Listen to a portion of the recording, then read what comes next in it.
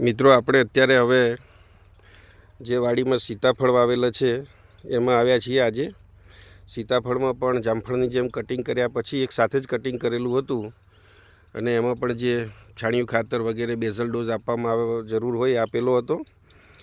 અને સીતાફળ તો સરસ મજાના કટિંગ પછી નવું એનું જે ફાલ આવો જે આવી ગયો છે અને સરસ મજાના ફૂલ પણ બેસવા લાગ્યા છે. હવે સીતાફળમાં પણ આપણે જામફળની જેમ ઓર્ગેનિક જ ફર્ટિલાઇઝર દવાની જરૂર પડે તો એ પણ ઉપયોગ કરીએ છીએ, બાયોસ્ટિમ્યુલન્ટ વગેરે. અત્યાર સુધી કોઈ કેમિકલ હજુ સુધી આપણે યુઝ કરેલો નથી, કોઈ ફર્ટિલાઇઝર કે દવાનો.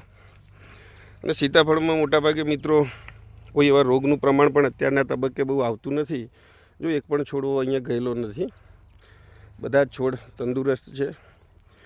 આ જે જગ્યા પડેલી છે છોડ નાના હતા ત્યારે ગરમીના કારણે સુકાયા હશે તો એ ખાલું પડેલું છે. બાકી મોટા થયા પછી કોઈ છોડ સુકાતા નથી.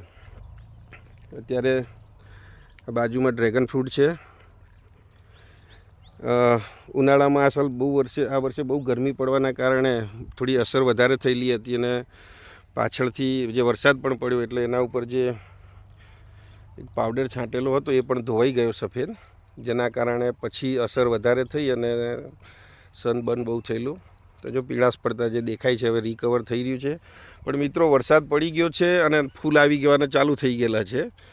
જો આ ફૂલ લાગેલા છે, આ થોડું વહેલું બંધાયેલું હશું તો આ ફૂલ બની અને એમાંથી પણ આ ડ્રેગન ફ્રૂટ પાછળ ડ્રેગન ફ્રૂટ તૈયાર થઈ રહ્યું છે. આ નવા ફ્રૂટ છે. મોટાભાગે દરેક જગ્યાએ ફૂલ ચાલુ થઈ ગયેલા છે. હવે દરેક પોલ ઉપર દરેક જે છોડ છે એમાં શરૂ થઈ ગયેલા છે ફૂલ. હજુ જોઈએ એટલો વરસાદ અહીંયા આ વિસ્તારમાં પડેલો નથી, પરંતુ સામાન્ય છાંટા પડે તો પણ ડ્રેગન ફ્રૂટમાં ફૂલ આવતા હોય છે. અને જ્યાં સુધી વરસાદ ના આવે ત્યાં સુધી ડ્રેગન ફ્રૂટમાં ફ્લાવરિંગ આવે નહીં.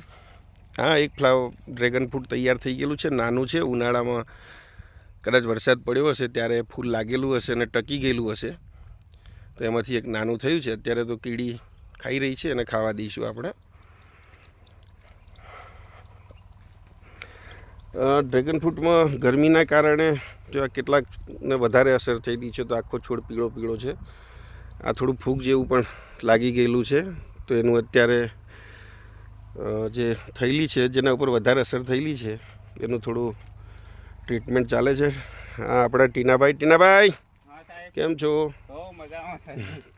શું કરી રહ્યા છો? કાપી ના નાખતા ડ્રેગન બધું? ના કાપી નહીં નાખતા, ફૂગ લાગી છે થોડી સફાઈ કરી દઈએ. સફાઈ કરો. હા ટીનાભાઈ તૈયાર થઈ જાય.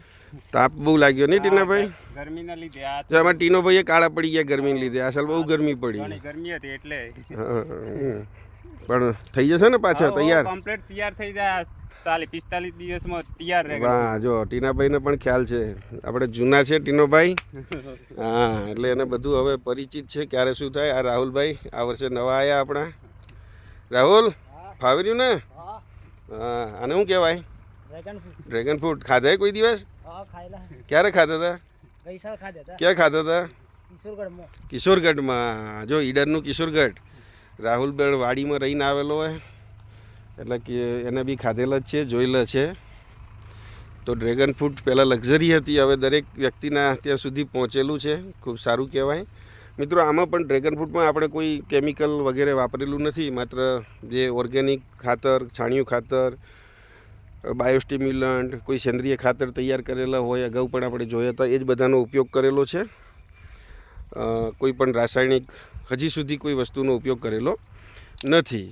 તો 45 દિવસ પછી આ જે ફૂલ લાગેલા છે એ તૈયાર થશે અને જેટલી વખત વરસાદ પડે એટલી જ વખત આમાં નવા ફૂલ આવતા જાય. આ પણ એક ખાસિયત છે મિત્રો. જે જો સરસ મજાના ફૂલ છે, જેટલી વખત વરસાદ પડશે, છાંટા આવશે એટલી વખત ફૂલ લાગતા જશે. અને જ્યાં સુધી વરસાદ આવે, જાન્યુઆરી મહિનામાં વરસાદ આવે તો પણ ફ્લાવરિંગ આવી જાય.